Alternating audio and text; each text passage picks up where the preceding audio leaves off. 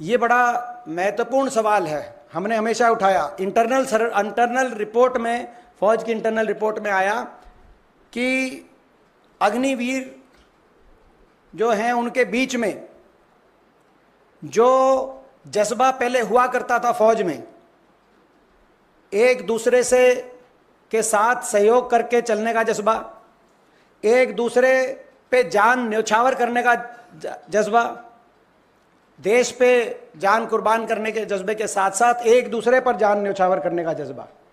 किसी कोई अगर घायल हो गया तो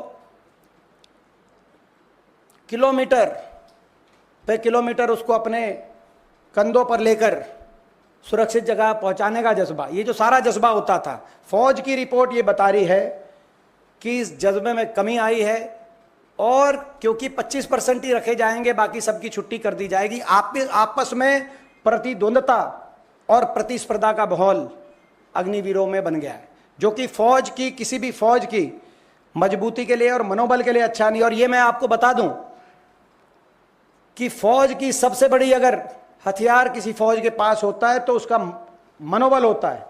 किसी भी हथियार से बड़ा अगर कोई हथियार है तो फौज का मनोबल है।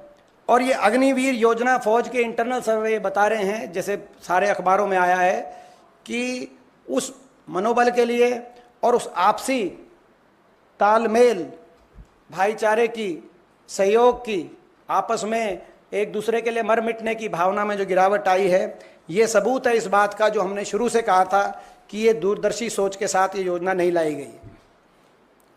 दूसरी बात, एक और बात आई है निकल के, ये इसमें आई कि जो ट्रेनिंग है वो ट्रेनिंग सफिशिएंट नहीं है। 6 महीने की ट्रेनिंग यानी कि 24 हफ्ते की ट्रेनिंग से जो अग्निवीर, उनकी जो परफॉर्मेंस है, वो ट्रेनिंग फौज ने पाया है कि वो ट्रेनिंग सफिशिएंट नहीं है। और इसीलिए ट्रेनिंग का जो पीरियड है उसको बढ़ाकर 37 से 42 हफ्ते, 24 हफ्ते से बढ़ाकर 37 से 42 हफ्ते करने की बात कही जा रही है।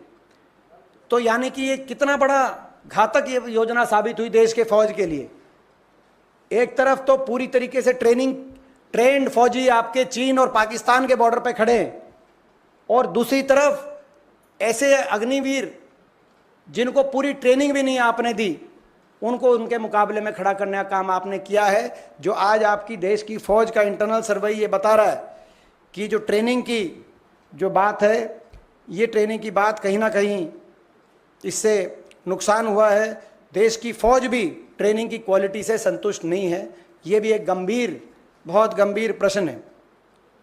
इसके साथ अगला सवाल जो इस रिपोर्ट्स के माध्यम से आया है कि भारत की लॉन्ग टर्म डिफेंस प्रिपेयर्डनेस को लेकर है, राष्ट्रीय सुरक्षा के लिए देश की फौज की जो भूमिका होती है और उसका जो फौज का जो स्तर होता है उसको लेकर है। जो टेक्नोलॉजी इंटेंसिव सर्विसेज है, ये भी हमने ये पॉइंट आपके बीच में रखा था कि उसमें जो सीनियर टेक्निकल पर्सनल जो फौज को ज़रूरत होती है, अग्निवीर, क्योंकि सभी अग्निवीर के माध्यम से आ रहे हैं, उसमें बड़ी शॉर्टफॉल आ चुकी है फौज में। और ये कहा गया है कि 2035 तक बड़ी भारी शॉर्टफॉल आ जाएगी। जो फौज जिस पे हमें नाज है, यानी कि हर रोज़ ये अग्निवीर योजना उस फौज की साख को गिराने का काम कर रही है। इतनी घातक योजना साबित हुई। ये बताता है कि यानी कि जहाँ पे टेक्निकल ट्रेनिंग की आवश्यकता है अच्छी तरीके से हमारी डिफेंस इक्विपमेंट को हैंडल करने के लिए, वहाँ पर हमने शुरू से ये बात कही थी, वो बात अब इस रिपोर्ट में भी आपके सामने आ चुकी। और अब कहा जा रहा है कि इन सभी बातों को देखते हुए 2-3 कदम उठाए जाएंगे। जैसे मैंने कहा, 4 से बढ़ाकर 7 साल की एक बात आ रही है चर्चा में। 25% जो रिटेन किए जा रहे अग्निवीर, उससे बढ़ाकर 60 और 70% रिटेन किए जाएंगे। ये भी एक चर्चा का विषय आया है अखबारों के माध्यम से। हमसे जुड़े रहने के लिए हमारे YouTube चैनल को सब्सक्राइब करें और नई वीडियो की नोटिफिकेशन के लिए बेल आइकॉन को दबाएं। अगर आप ये वीडियो Facebook पर देख रहे हैं तो लाइक जरूर करें और ज्यादा से ज्यादा शेयर करें। धन्यवाद।